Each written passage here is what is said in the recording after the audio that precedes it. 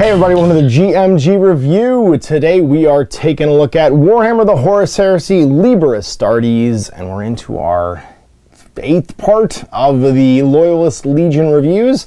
And now we're joined by the Salamanders, the people's champions. If you were to pick a kind of like goodest of the good guy legion, the Salamanders were the only ones that really cared about the sort of like imperial population. And while the universe was crumbling, spent more time trying to keep the citizenry safe from both sides every now and again than just fighting, of course. And they were massacred at Istvaan V, so they were drastically undermanned while they did so. They lost their Primarch for a little while, which of course caused some divisions in the Legion. There were a few that might have gone traitor because they kind of lost their way after Vulcan was, possibly killed. But of course Vulcan lives, and it comes back later on, although his ultimate fate remains unknown. He is a perpetual though, and has the Emperor's sort of like ever-living gene, whatever that is. Meaning that his sons and all of his Legion also are incredibly hard to kill. So let's jump in. Obviously this review is designed to help you learn more about the Salamanders, see if they're a Legion you want to play, and kind of overview what their strengths and weaknesses are. To put it in a nutshell, they like things that get hot, hitting things with hammers, and not being able to be killed. They're a bit more infantry focused than, let's say, the Iron Hands are. The Iron Hands are a bit more machine focused, but yeah, if you want someone who can take a punch and keep swinging, the Salamanders are probably for you. All right, so the first thing, their core special rules. Blood and Fire. When rolling to wound against a model with this special rule, for any attack inflicted by a flame, melted plasma, or volkite weapon, reduce the result of the wound roll by 1. Doesn't affect the strength of the attack, just the result of the wound roll. In addition, all models with this special rule that have more than one hull point or wound have It Will Not Die 6+. So that's the primary buff for their vehicles. All of them get 6+, get their hull points back. It's sort of their activation. And everybody can get wounds back on a 6. Now there's some other things that can add to that, but we'll cover those later. You have the Artifice of Nocturne, so you can use their equipment, and the Creed of Vulcan, which means you can use their Warlord traits. They have an advanced reaction. Now this advanced reaction, I'll be honest, the advanced reactions are such a grab bag, such a mixed bag across all 18 factions. This one has like a cost, and there's very few of them that tend to. It kind of falls into the Imperial Fists camp one with me, where it's like, but why would you do that? or the Imperial Fist one, especially when you compare it to the Spaceless one, where it's just this one's a better version of the Fist one. So this one's called Duty is Sacrifice. This advanced reaction made once per battle during the opposing player's assault phase when they declare a charge against a unit under the reactive player's control that's composed entirely of infantry that are Salamanders. If the enemy's charge is successful, all models with the infantry unit type in the target unit get +1 of their weapon skill, strength, and attacks characteristic for the duration of the assault.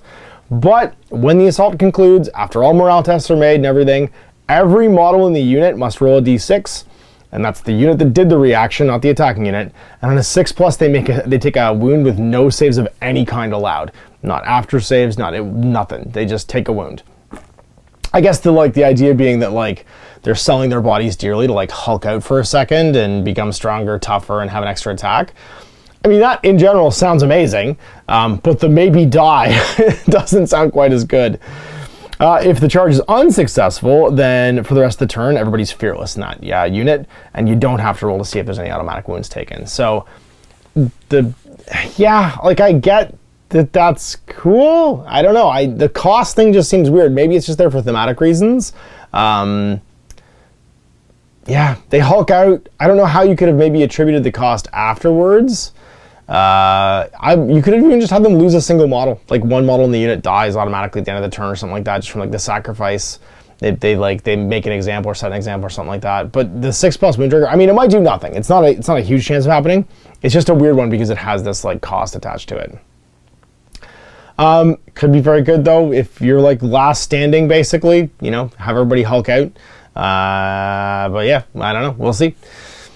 It doesn't have an obvious time to use it, I guess, and the cost associated is making me hem and haw over it. But it's thematically, it's very in tune with the Salamanders and their willingness to lay their lives down basically for what they believe. Speaking of which, Warlord traits, the Weight of Duty. This one's Loyalist only. A warlord with this trait and all models in any unit they join gain a +1 to their strength characteristic when they're locked in combat with any enemy that causes fear. Again, I'm not so huge on this one because you have to, like, if you're fighting an army that doesn't have any units that cause fear in it, then you miss out on that with your warlord trait. Furthermore, this warlord in any model, I guess if you're fighting demons, it's very handy. Furthermore, this warlord and any models in the unit he's joined, composed entirely of salamanders, gain hatred traitors. That one's a lot handier. While the warlord's part of the unit. An army whose warlord has the warlord trait may not include Legion Destroyer Assault Squads, Mortalis Destroyer Squads, or Legion Centaurus with the Moritat console upgrade. So basically, and you'll find this is a theme throughout the army, unless you're playing almost without using any of these Salamander special rules except for the core ones, you can't use any of the Terror troops in the core army list. So the Moritat, the Mortalis Destroyer Squads, and the Destroyer Assault Squads, anybody who has rad bombs or like, does the like, we destroy the world we're fighting on stuff, the Salamanders don't mess with that. They're just like, they're unwilling to threaten the population of the people that live on a world. In addition, an army whose warlord has this trait can make an additional reaction in the assault phase. You do get it all the time, basically, but you can take the core traits too. Promethean Will, a warlord with this trait, and all models in any friendly unit composed entirely of models who are Salamanders gain a +1 to their leadership characteristic when making pinning tests to a maximum of 11. It's very interesting because it's the only time I've ever seen the leadership go above 10 in this game. And they reduce the effects of fear by 1 to a minimum of 0. An army whose warlord has this warlord trait can't use Destroyer Assault Squads, Mortats, or Legion Mortalis Destroyer Squads. Destroyer Squads. And you get an additional reaction during the shooting phase as long as you're still alive. And then the Redemption of Flames for the traitor Salamanders, the ones that lost hope after Vulcan dies. You can only take this for your traitor allegiance. All models in the warlord with this trait who are Salamanders gain a bonus of +1 to wound rolls on armor penetration rolls for flame or volkite weapons when they make a shooting attack. In addition, an army whose warlord has this trait can make an additional reaction in the assault phase as long as they're not dead. So, yeah, I think the Promethean Will one's cool, but you are locking out units, right? As long as you're okay with locking out those units, then don't worry about it. Get 2 Rites of War, the Covenant of Fire. So basically, the Salamanders are slow to get mad, but when they get mad, watch out! They light stuff up. It's like the big chant in the crow, fire it up. So Pirate Class Squads and Legion Tactical Support Squads, equipped with Dragon Breath Flamers, so they're a special flamer that you can get. Gain the line subtypes, they can count scoring. Legion Predator Squadrons, composed entirely of models with only Dragon's Breath cannons and Dragon's Breath heavy flamers, can be taken as non-compulsory troop choices when this Rite of War. So you can have nothing but Predators and Tactical Support Squads if you want, and Pirate Class Squads, which is neat. So they're chosen as troops and count as line. Limitations: detachments using this Rite of War may not make a deep strike assault, but they can show up with a flanking assault or subterranean assault. You can't use Destroyer Assault Squads, Mortalis Destroyer Squads, or Legion Centaurs with Mortat. So no using the bad weapons. And then a Legion uses Rite of War must include a Centurion, Cataphractii or Tartarus Centurion with the Legion Champion console upgrade. So you have to take a Legion Champion as a required unit, and then you get all that stuff as troops and line. That one will be probably pretty popular just because if you're leaning into the theme of the Salamanders and you've got those models, then you get a bunch of additional line troop options. And then Rite of War, the Awakening Fire. All models with both infantry unit type and the Legion of Stray Salamanders may gain the Fear special rule if they're using this Rite of War for 20 points per unit. So infantry that are Salamanders can become Fear 1. All models of both the infantry unit type and the Legion of Stray Salamanders and attachment using this Rite of War ignore all modifiers to leadership when making pinning tests. And all models in attachment with this Rite of War with Psychers can choose the Fury of the Salamander discipline. And you must take a Legion Centurion as a non-compulsory HQ choice. So you gain an additional non-compulsory HQ choice that must be used to take a Legion Centurion with the Chaplain console upgrade. So this is basically like when they've lost Vulcan, they lean in and become these like warrior mystics. Lean into the fire thing, they start to cause fear because they're like, you know, leaning into the Promethean cult basically, which kind of goes against the Imperial truth, but you know, that's where we are in the universe now. There's demons, they're real too. And you have to take the Legion Centurion. You can't use Vulcan because he's dead at this point. And Legion units Rite of War may not have no more than one unit composed of cavalry. So this does not include Legion Apothecary detachments or Tech Marine detachments that have been given cavalry. And you can't take anyone with Warhawk jump packs. So no fast stuff, except for one unit of maybe bikers. Then you get your Psychic Discipline, Fury of the Salamander. You don't have a special console type, but your librarians can have access to this. So Fury of the Salamander is at the start of their own player's turn. The controlling player of a Psyker with this power may choose to make a Psychic test. If it's successful, then all models within 18 of a Psyker treat open terrain as difficult, and difficult is dangerous. However, the Psyker may not move, make shooting attacks, or charge that turn. You're basically just holding down the ground. If it's failed, you take Perils of the Warp and can act normally. And then Elemental Horror, it's a template weapon, Strength 7, AP 4, Assault 1, Pinning, Deflagrate, Shell Shock 3, and Psychic Focus. Before making any hit rolls with this weapon, you must make a Psychic test. If it passes, you can use the profile, and if it's failed, then you take Perils, and if the model's not removed as a casualty, they can attack as normal but not use this weapon. So yeah, you shoot out like a giant fire scary demon. Alright, your armory. Artifice and Flame. So any model with the Astartes Salamander special rule may exchange a Heavy Bolter for a Dragon's Breath Heavy Flamer. So all of your heavy support squads can take Heavy Flamers. Or a Twin-Linked Heavy Bolter for a Twin-Linked Dragon Breath Heavy Flamer for no additional point cost. In addition, any model with the Legion Astartes Salamander special rule and the character unit subtype may add the Master Crafted special rule to any weapon they have that doesn't already have it for 10 points. You can Master Craft all your weapons, which is pretty cool. Get a reroll. This is not the game of overlapping rerollers, so rerolls are actually a lot more valuable than you think they are. Dragon's Breath weapons. Any model with a Flamer may, or Hand Flamer may upgrade their, or Heavy Flamer may upgrade to a Dragon's Breath Flamer for free. All weapons here count as the flame weapon type for any rules that affect that. And you're basically, it's basically pistol through the cannon. Strength 4, AP 4, pistol 1, Dragon's Breath. And the Dragon's Breath special rule is when you make the Wall of Death rule for a reaction, you do D6 instead of D3. So when someone charges you, you auto hit them D6 times instead of D3 times, which is pretty cool. And the pistols are Strength 4 instead of Strength 3. The Flamers are Strength 5 instead of Strength 4. The Heavy Flamer is Strength 6 instead of Strength 4, and the Dragon's Breath Cannon is Strength 7, Heavy 4, or Heavy 1, Torrent 18 inches in Dragon's Breath. Dragon Scale Storm Shield, it is a upgrade for, so basically you can, anyone who is an independent character and Salamanders and doesn't have the unique subtype can take the Storm Shield for 15 points. Any model with Legion Astartes Salamander special rule and the Cataphracti or Tartarus armor may exchange their Combi Bolter for a Storm Shield for 10 points.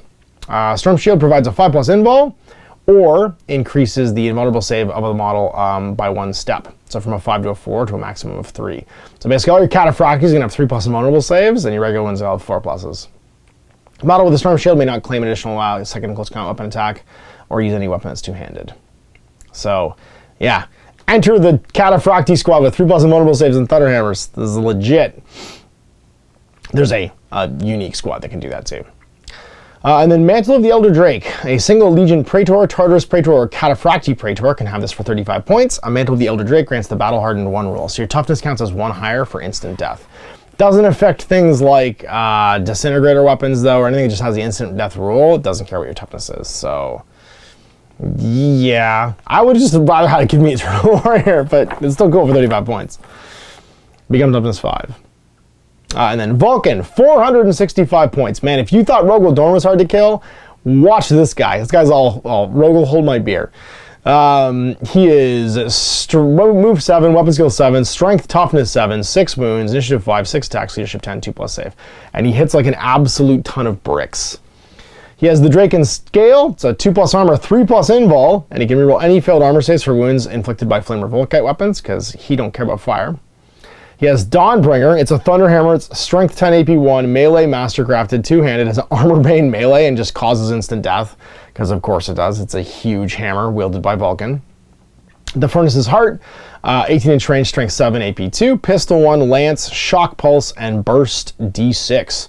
So Shock Pulse, it'll do D3 damage hull points if it causes a single hull point. On top, Burst D6. If this weapon inflicts a hit on the target, instead of 1 hit, it inflicts D6 hits instead. So shoot once, hit D6 times its Strength 7 Lance, and it's a pistol, so you can shoot all the time and still charge. And then he's got Dragon's Breath Heavy Flamer, cause reasons, and a Frag Grenade. He's a Salamander, Master Legion. It will not die 4+ instead of the usual 5+ for being a Primarch, so he gets all his wounds back on a 4+ he's taken instead of his activation. He's a Loyalist, and he's the Sire of the Salamanders, which gives all models the infantry unit type and the Legion Astartes Salamander rule in the same army, gains Stubborn, In addition, you get an additional reaction in the opposing player's shooting phase as long as you're alive. So, man, oh man, is he tough and hard to kill. 2+, 3+, it will not die 4+, and yeah, watch out for that. Dawnbringer. I just wish it had brutal. If it was brutal 2 or 3 and instant death, I get you shouldn't really have both, but brutal 2 and 3 means he's also good at fighting Primarchs. Yeah, I think that'd be cool too. But Furnace Art is also pretty rad. Anyway, the chance of just like getting all your runes back on a 4 is pretty great. All right, elite choice, power class. Remember, you can take these as troops in a certain rite of war. 4 guys, 2 wounds each. Standard stat line other than that with an increase in leadership. But Artificer armor for a 2+ save. They've all got pyroclast flame projectors that are basically melta flamers. So you can either, they count as meltas and flamers, and you declare which one they're going to do. It's either a template, disperse, strength 6 AB4, assault 1, dragon's breath, it's a heavy flamer, or it's a melt gun, strength 12, or sorry, range 12, strength 8, AP1, assault 1, armor bane melta. They've got artificer armor, melta bombs, frag and crack grenades. They can take a rhino or a landed or Proteus, a dedicated transport, and then up to 5 guys more for 30 points each. And the warden can either take a power up and power fist or thunderhammer. They also have the special rule, it will not die 5+. And Mantle of Ash. So models of special gain an invulnerable save of 5+ against Flame, Plasma, Melta, and Volcate weapons. Then this is the Hammerbros, the Fire Drake Terminator Squad.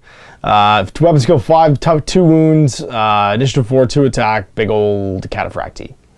They have power weapons and combi bolters. They are, of course, stubborn. They have Forgecraft of Nocturne.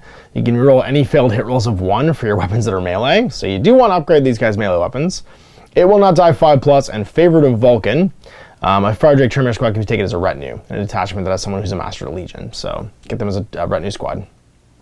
If it's 5 guys, you can take a Landed or Proteus, a dedicated transport. If it's any size, you can take a Spartan. And of course, doesn't eat up a 4-star chart. You can take 5 more Fire Drakes for 45 points each, and any of them can have Thunderhammers or those big old dragon scale Storm Shields. One model can have a Heavy Flamer too. So Thunderhammers, Storm Shields, you're gonna get out of a Spartan and tub thump some bros. Let me tell you, 3+ invul, 2+ save. It will not die 5+. This is gonna be good. And that's it. No special consoles, no special characters. Nobody stands out, unfortunately. I do feel like the last couple legions here, not getting that many special characters is kind of a letdown. I would like to have seen a couple of the sort of like the band of merry men that Korax brings together, Forge Fathers and stuff get a little shout out, but I think they're just sticking to stuff that has models so far, and so nothing yet for the Salamanders. Cool color scheme, easy to paint. Again, green's super forgiving, and this sort of like scale green is like great over a black base coat.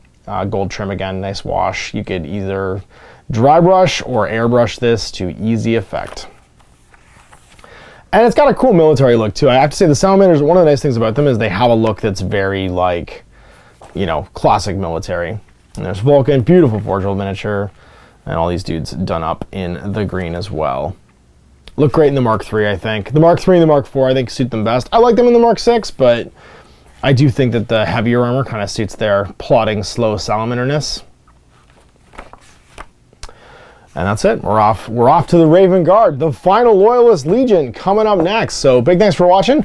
We'll see you for the next Liber Astartes review. And if you're interested in playing Salamanders, you're interested in being able to take a punch and keep on kicking. You have some of the toughest infantry in the game, access to very cool like Terminator squads, although if you're up for some kit bashing, you probably make them right away out of the stuff that comes in Legion Astartes in that box set. But there are, of course, forgeable bits available to upgrade your Cataphracti and stuff into those special squads kind of right now. The special squad can easily be made into Dragon Breath Flamers. So the specialist frame comes with tons, I think 10 of those Flamers. So those support squads are kind of available right away. And yeah, and Vulcan, although not dead and missing for most of the Horus Heresy, has one of the most interesting stories. I definitely recommend his audiobooks. They involve some of the most like torture-filled, weird like interactions with the Night Haunter and Fulgrim, and you know, this very cool kind of like path back to life that kind of explains a lot about the Emperor and stuff too. So I really enjoyed the stories about Vulcan. And if you're looking for something that's easy to paint Legion-wise too, they're a nice dark color and look very good on the table in those kind of military drabs. So there we go. Big thanks for watching. Thanks, Ash. Up again. Hey there, I hope you enjoyed that video. There are tons of other games already recorded for you to watch. Click over to my channel page if you haven't already, and have a look through the dozens of playlists full of videos. I guarantee you'll discover a game you haven't seen played before. I put out new videos 7 days a week, and every day is themed to a different genre as I continue to explore the wider world of gaming. Of course, none of that's possible without you, the viewer, so click a like and subscribe if you'd like to stay on top of what's happening here daily. My 2 kids and I are massively grateful to be able to have the flexibility of this job so I can always maximize my time with them. If you want to support me continuing to put out this content, it's only possible because of my amazing backers on Patreon who support the studio, equipment, and model cost, as well as being how I make the bulk of my living.